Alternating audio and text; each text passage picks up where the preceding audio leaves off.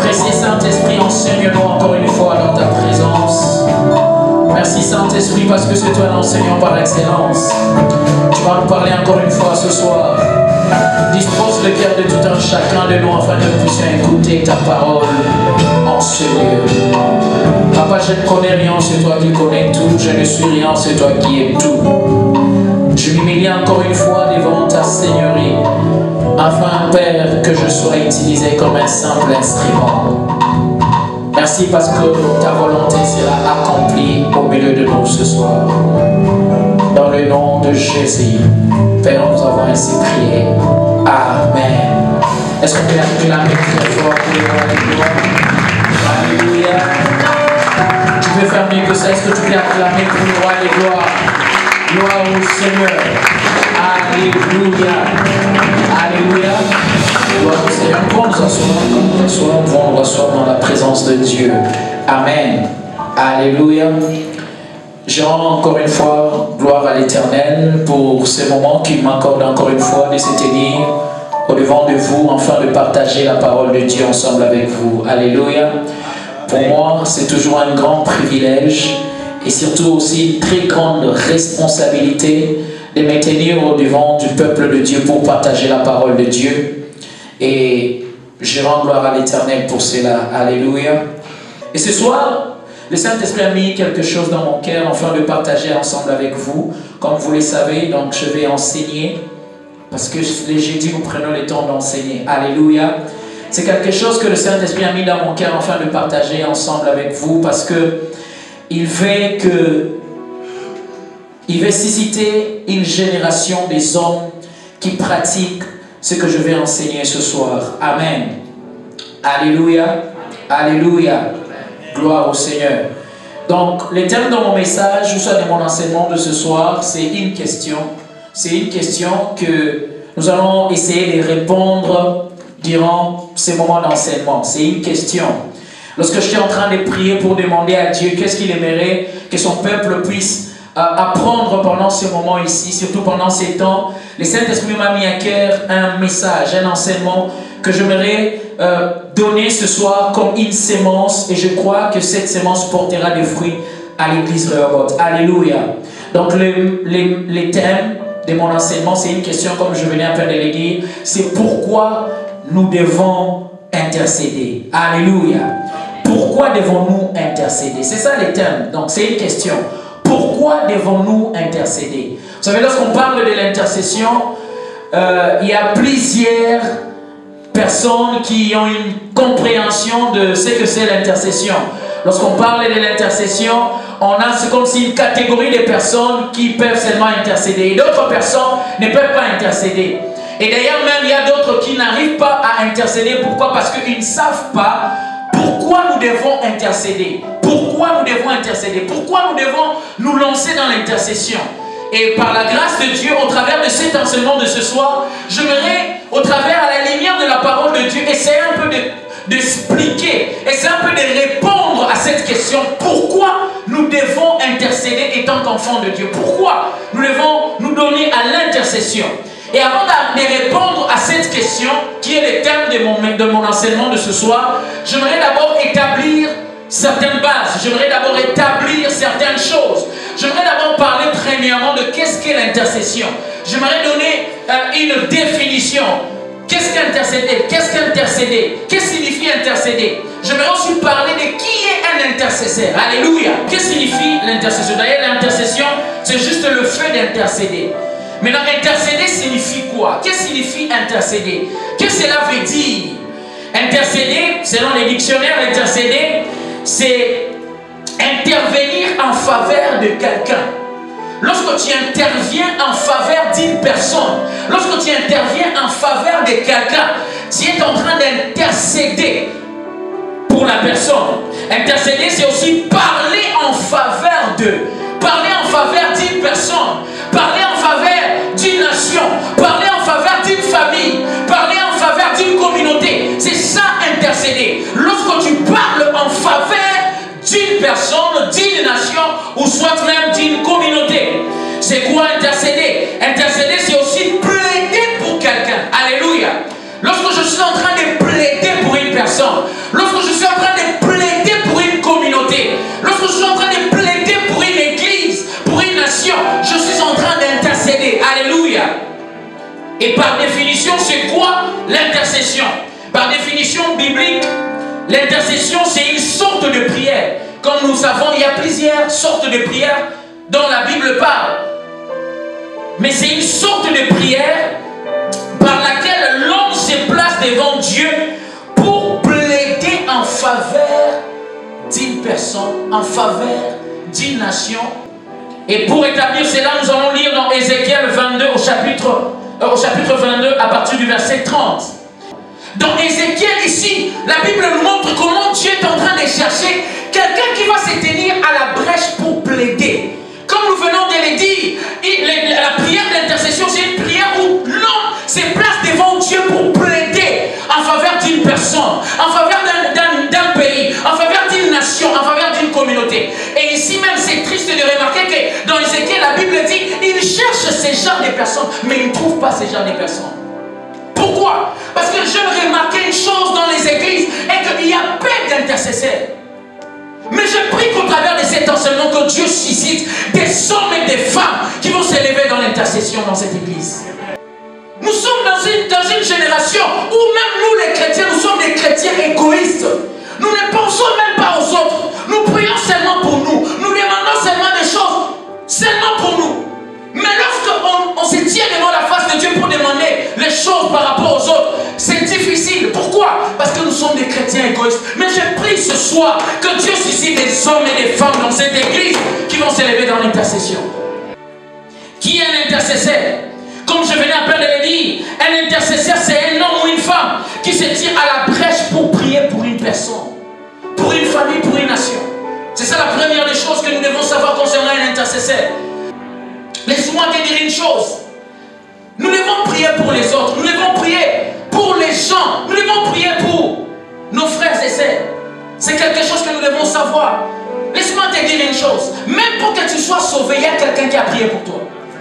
Même ta propre conversion, il y a quelqu'un qui a prié pour toi. Mais nous les chrétiens, nous sommes devenus égoïstes et nous ne prions pas pour les âmes. Nous ne prions pas pour les païens. J'aimerais te dire une chose, même ta propre conversion, peut-être que c'est ta mère, peut-être que c'est ton père qui priait, qui plaidait devant Dieu en ta faveur, juste pour que tu sois converti. Mais toi, c'est difficile pour toi de prier pour quelqu'un d'autre. Parce que si moi, on a prié pour moi afin que je sois sauvé aujourd'hui, pourquoi ne pas aussi intercéder pour les autres? Mais nous sommes dans une génération où nous sommes tellement égoïstes. Nous voyons les païens et nous les critiquons, mais nous ne prions pas pour eux. C'est qui un intercesseur? Un intercesseur, c'est un homme qui rappelle à Dieu ses promesses concernant une personne, une nation, qui plaide pour la personne, pour la nation. Laisse-moi te dire une chose. Il y a des hommes qui ont des promesses de Dieu, mais jusque-là, ces promesses ne s'accomplissent pas.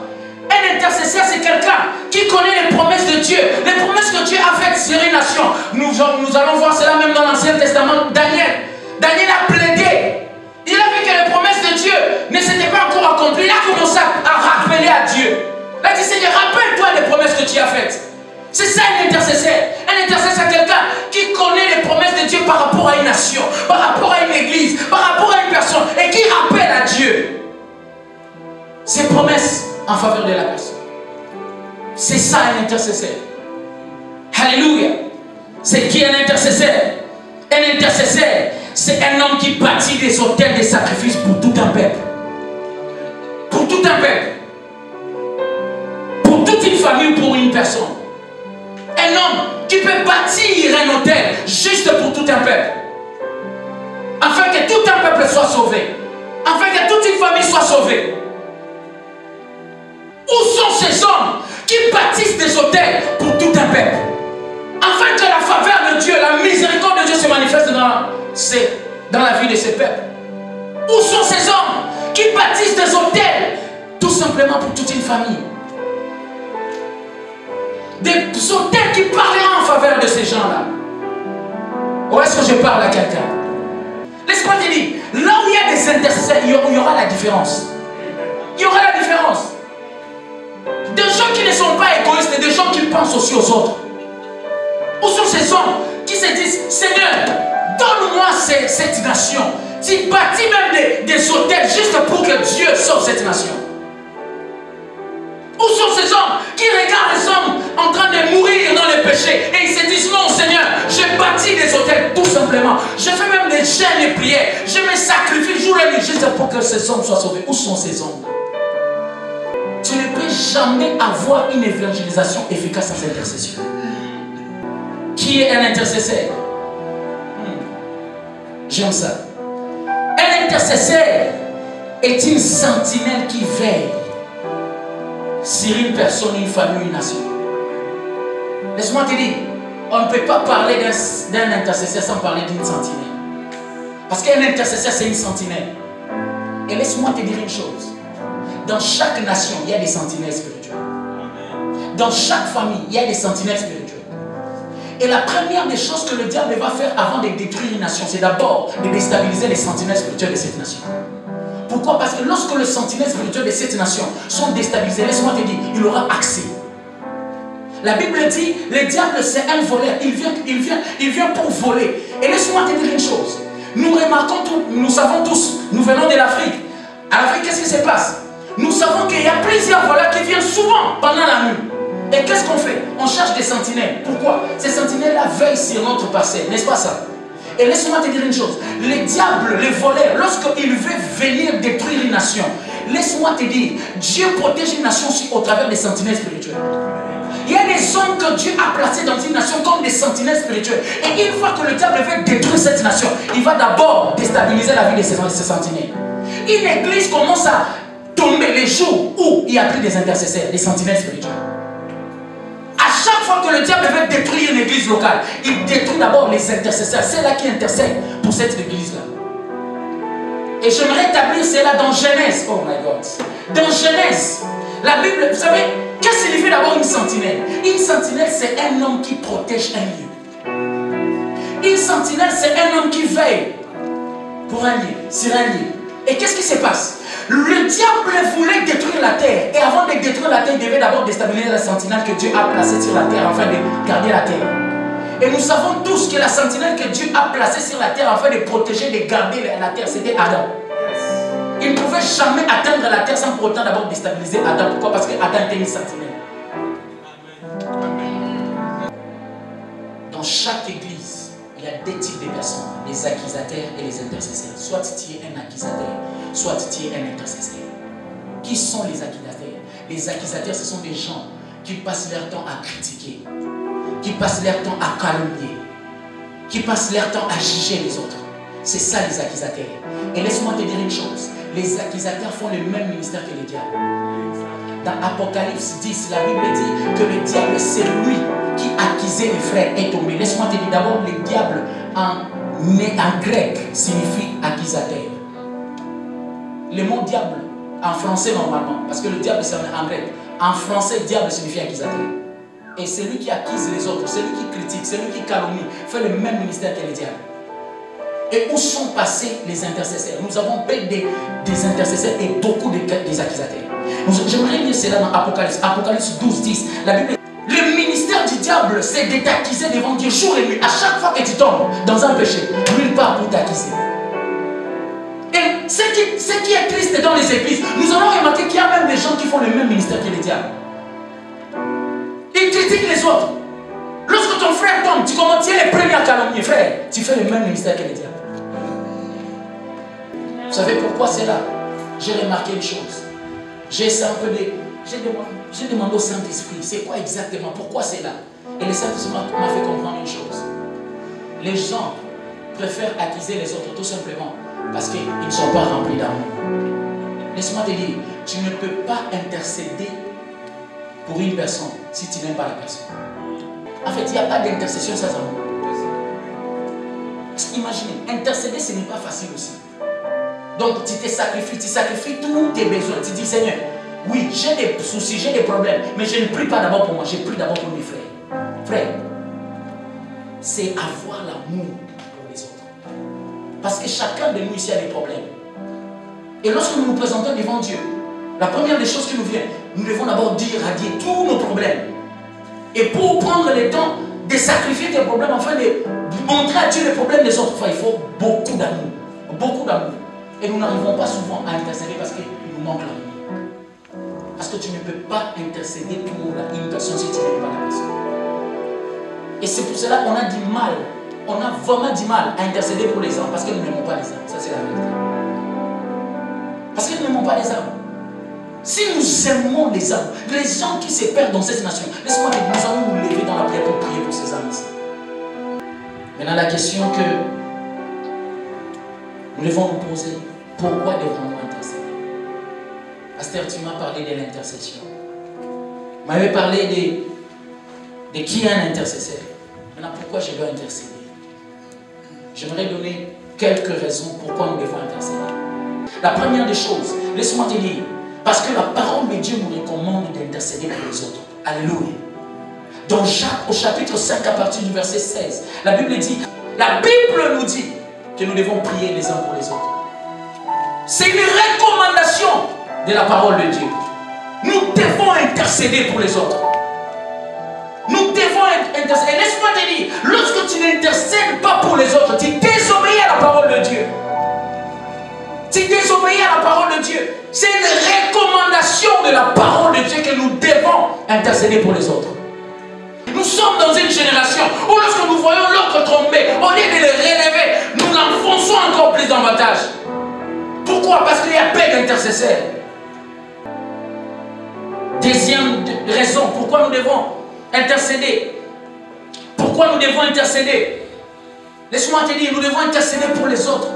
Nous devons intercéder en faveur des autres. Parce que nous devons porter les fardeaux des autres. Alléluia. Oh, j'aime une histoire dans la Bible. Dans Actes chapitre 12. Ici on nous parle de Pierre. La Bible dit Pierre était dans la prison. Ce que j'aime à partir du verset 5. La Bible dit Pierre donc était gardé dans la prison. Et l'église ne cessait d'adresser pour lui des prières à Dieu. L'église ne cessait d'adresser pour lui des prières à Dieu. Pierre s'est retrouvé dans la prison. Mais ce que j'aime, il n'était pas seul. Il y avait des prières des saints qui l'accompagnaient. Il y a des hommes qui se tenaient à la brèche pour Pierre. Et nous savons la suite. Dieu l'a délivré de la prison. Souvent, il y a nos frères qui se retrouvent dans la prison spirituelle.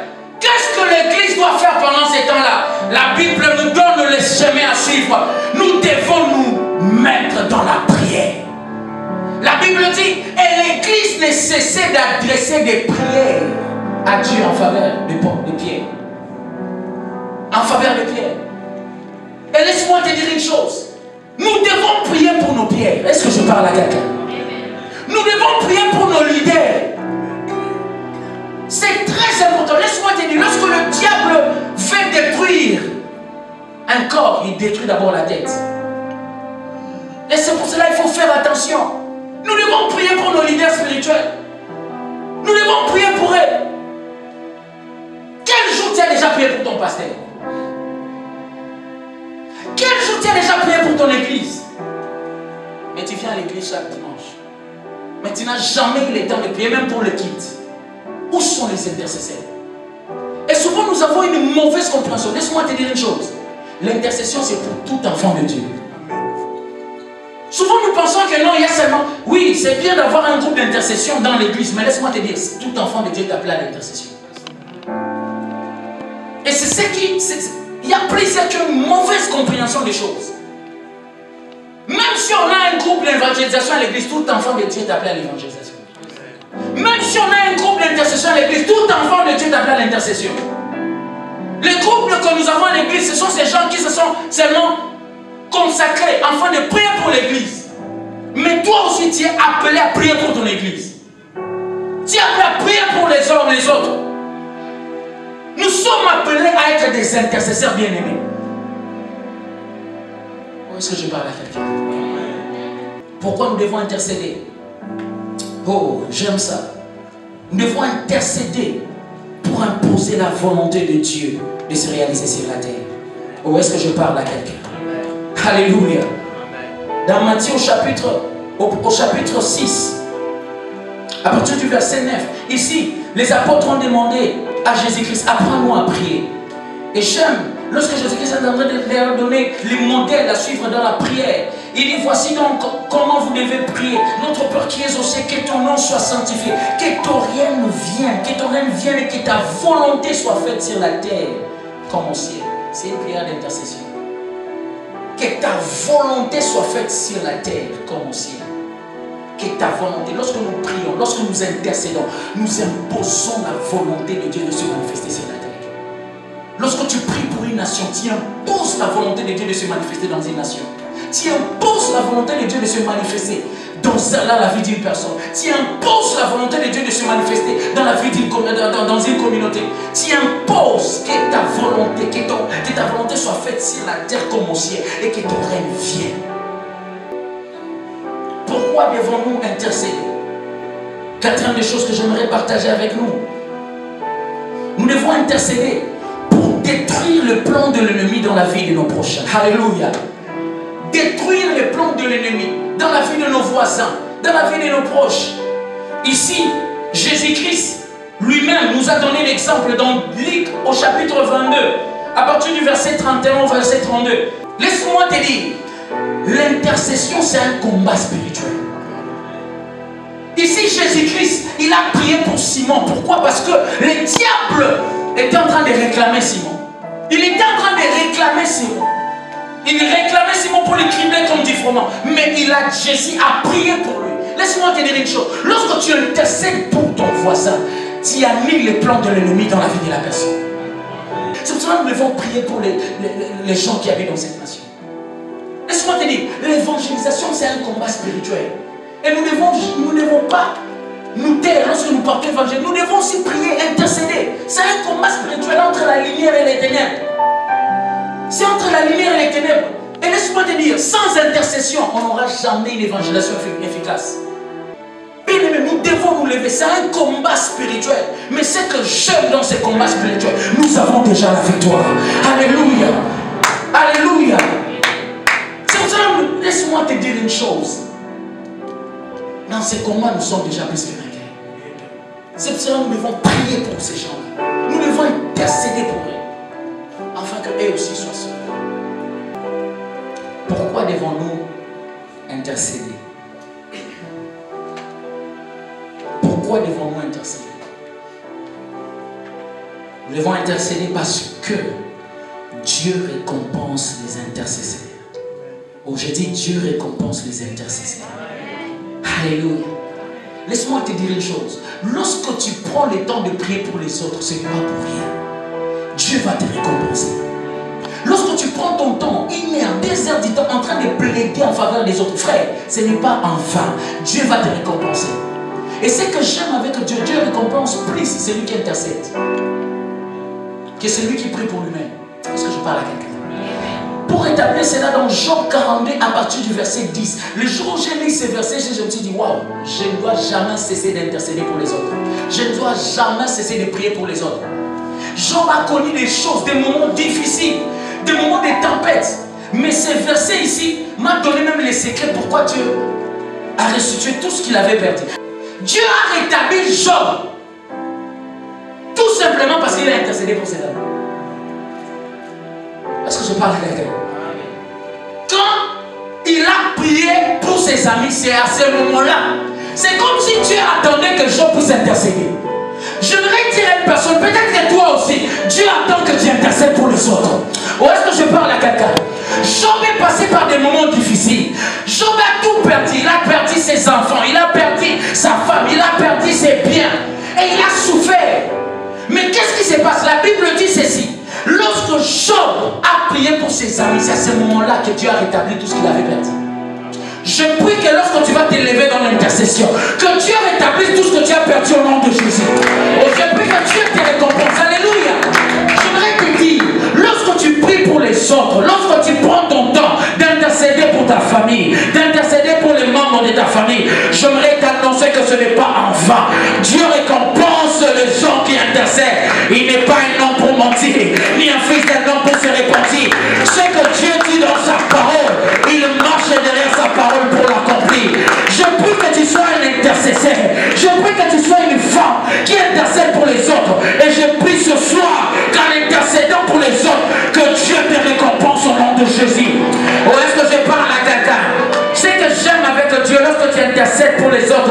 donne même plus que ce que tu manquais.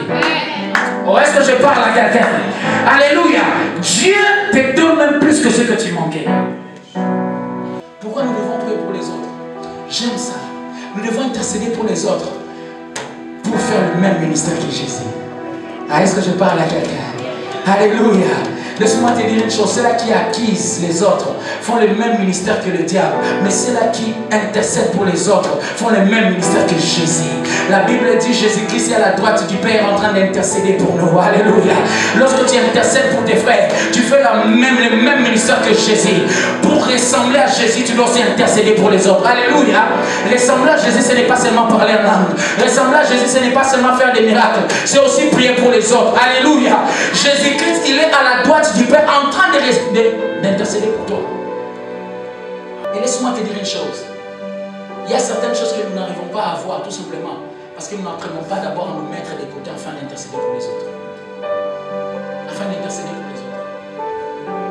Afin d'intercéder pour les autres.